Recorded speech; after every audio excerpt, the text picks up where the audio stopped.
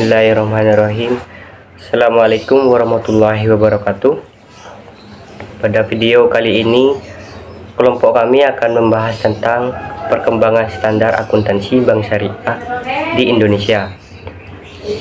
Adapun anggota kelompok kami diantaranya saya Rizky Triwahyudi sebagai pemateri pertama, Khairunisa sebagai pemateri kedua, Wiwin Wahyuni sebagai pemateri ketiga, dan Lulu Hairuni sebagai pemateri keempat. Baik, langsung saja.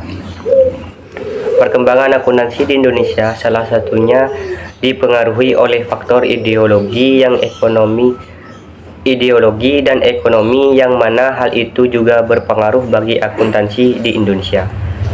Faktor kuat yang mendorong munculnya akuntansi syariah hingga berkembang pesat pada sekarang ini ialah dengan berkembangnya lembaga keuangan syariah dan sistem perbankan syariah, sehingga membuat pola pikir akuntan untuk bersifat jujur, adil, dan tidak melanggar ketentuan syariah. Konsep dasar akuntansi syariah adalah sebagai sebuah proses akuntansi atas transaksi-transaksi yang sesuai dengan aturan yang ditetapkan syariah Islam. Konsep akuntabilitasnya lebih jauh dibanding konvensional. Pertanggungjawabannya kepada manusia, Allah, dan alam semesta. Tiga perbedaan mendasar dengan akuntansi konvensional, diantaranya transaksi, operasi, entitas, informasi yang dihasilkan. Baik, mungkin itu saja dari saya. Selanjutnya akan dipaparkan oleh teman saya. Wassalamualaikum warahmatullahi wabarakatuh.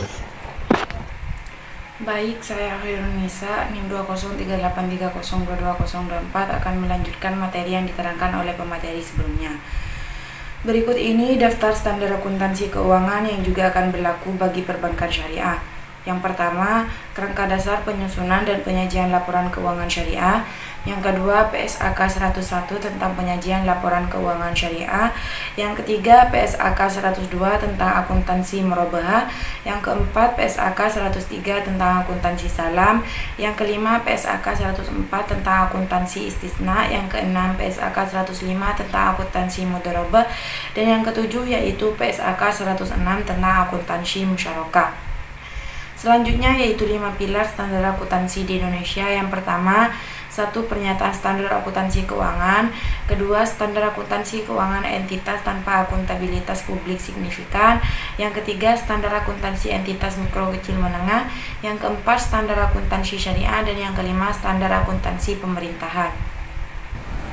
Saya Wiwin Wahyuni akan melanjutkan paparan dari pemateri sebelumnya, yaitu tentang pemakai dan kebutuhan informasi. Yang pertama, investor. Yang kedua, pemberi dana KARP. Ketiga, pemilik dana syirkah temporer. Keempat, pemilik dana titipan. Yang kelima, pembayar dan penerima zakat infak, sedekah, dan wakaf. Yang keenam, pengawas syariah. 7. Karyawan. Ke-8, pemasok dan mitra usaha lainnya. 9. Pelanggan. Dan yang terakhir, pemerintah. Selanjutnya, komponen laporan keuangan. Yang pertama, laporan posisi keuangan pada akhir periode. Yang kedua, laporan laba rugi dan penghasilan komprehensif lain selama periode. Yang ketiga, laporan ekuitas selama periode. Keempat, laporan arus kas selama periode. Yang kelima, laporan sumber dan penyaluran dana zakat selama periode. Keenam, laporan sumber dan penyaluran dana kebajikan selama periode. Ketujuh, catatan atas laporan keuangan. Kedelapan, informasi komprehensif mengenai periode sebelumnya. Dan yang kesembilan, laporan. Sekian dari saya, selanjutnya saya serahkan kepada pemateri selanjutnya. Assalamualaikum warahmatullahi wabarakatuh. Perkenalkan, nama saya Lulu Hairuni. Di sini saya akan menjelaskan mengenai posisi keuangan dan laporan laba rugi. Yang pertama, posisi keuangan. Nah, unsur yang berkaitan secara langsung dengan pengukuran posisi keuangan adalah aset, kewajiban, dana syirkah temporer, dan ekuitas.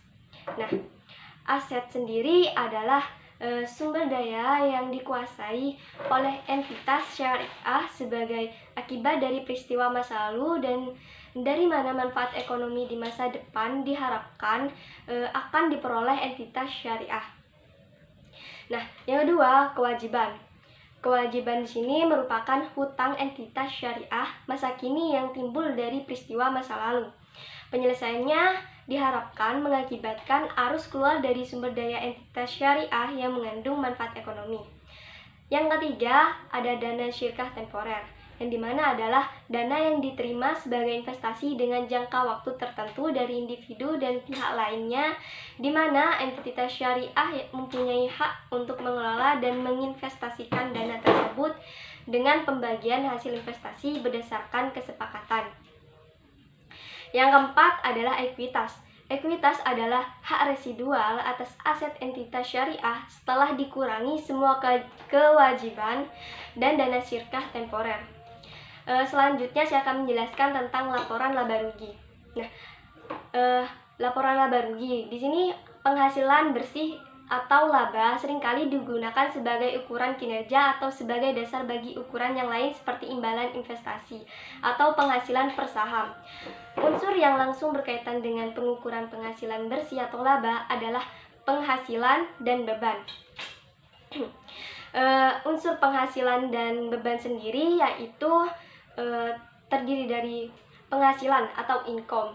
Nah, penghasilan atau income sendiri adalah kenaikan manfaat ekonomi selama suatu periode akuntansi dalam bentuk pemasukan atau penambahan aset atau penurunan kewajiban yang mengakibatkan kenaikan ekuitas yang tidak berasal dari kontribusi penanam modal.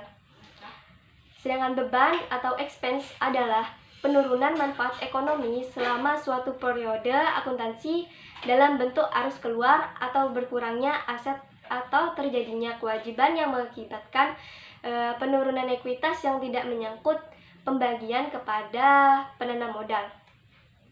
Nah, penghasilan dan beban ini dapat disajikan dalam laporan laba rugi dengan beberapa cara yang berbeda demi untuk menyediakan informasi yang relevan untuk pengambilan keputusan ekonomi. Misalnya pembedaan antara pos penghasilan dan beban yang berasal dan tidak berasal dari pelaksanaan aktivitas entitas syariah yang biasa atau ordinary merupakan praktek yang lazim. Sekian penjelasan dari saya.